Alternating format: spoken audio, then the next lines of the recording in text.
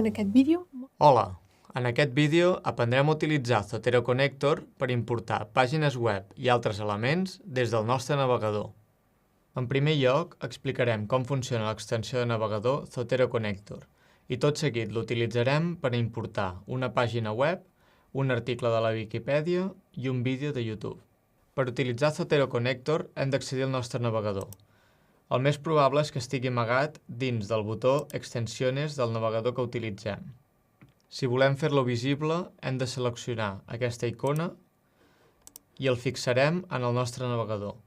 L'objectiu d'aquest connector, bàsicament, és el d'agregar elements a la nostra biblioteca de Zotero, d'una forma ràpida i senzilla, amb un sol clic, i des del nostre navegador. Anem a veure el primer exemple. En aquest cas, és una pàgina web.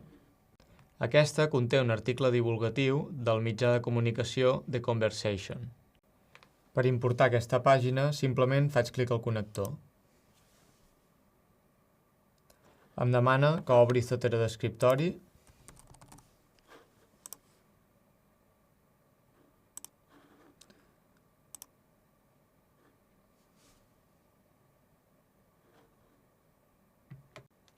i ja l'he importat.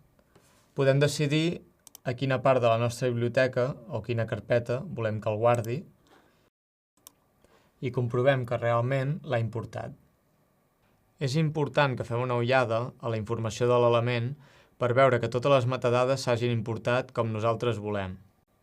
Anem a veure ara el segon exemple, en aquest cas un article de la Viquipèdia. Zotero Connector detecta el tipus del contingut web que volem importar. De totes formes, no és infal·lible. Si ens fixem, en aquest cas, l'ha detectat com un article d'enciclopèdia i no com una pàgina web. Sabrem el tipus de contingut que ha detectat per la icona que apareix. Les pàgines web tenen una icona semblant a aquesta. Fem la prova. Importem aquest article.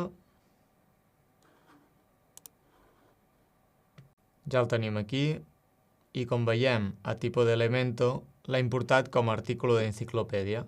Per citar correctament aquest element en el nostre treball, simplement haurem d'editar-ho.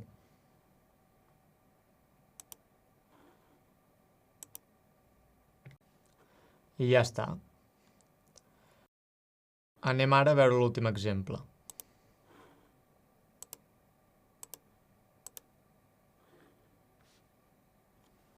En aquest cas, és un vídeo de YouTube. Veiem un altre cop que la icona canvia, és diferent a les dues anteriors. Fem clic a importar